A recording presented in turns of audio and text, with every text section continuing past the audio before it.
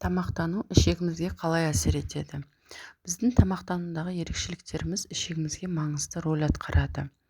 Біз белгілі бір ортада өмір сүреміз және сол ортаның белгілі бір тамақтар түрлеріне, біздің климатта өсетін көкөністер мен жемістерге, ұлттық асханамызға үйреніп қаламыз.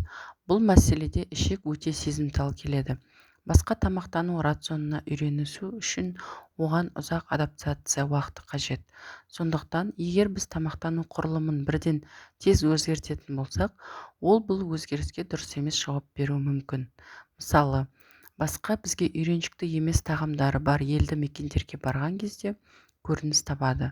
Үндістан, Қытай, Оңтүстік Америка, тағы да басқа мемлекеттерге сапардан қайтып келген кезде біздің ішегімізде ауырлық сезімін немесе дәреттің бұзылысын байқаймыз. Бұл ішектің дұрыс емес реакциясы немесе аурудың дамуының белгісі болуы мүмкін.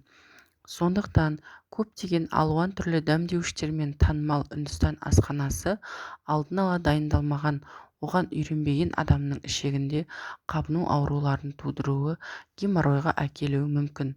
Үндістанның асханасының ерекшеліктері тарихи тұрғыдан құрылған.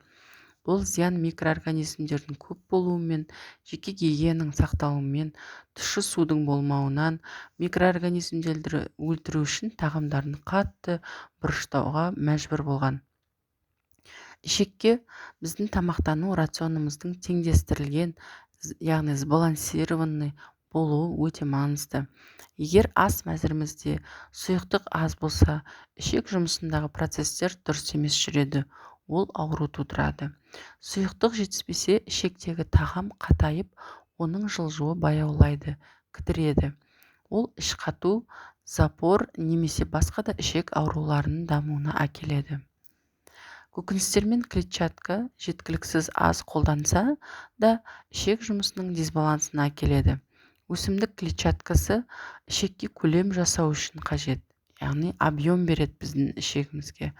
Басқа барлық дерлік тағамдар ас қорыту жүйесінің жоғарғы бөліктерінде қорытылып кетеді де ішекке жетпейді.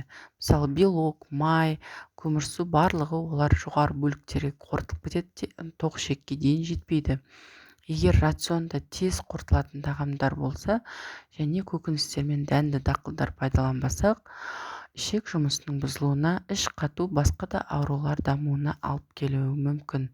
Сұрақтар болса төменге қалдырсаңыз болады.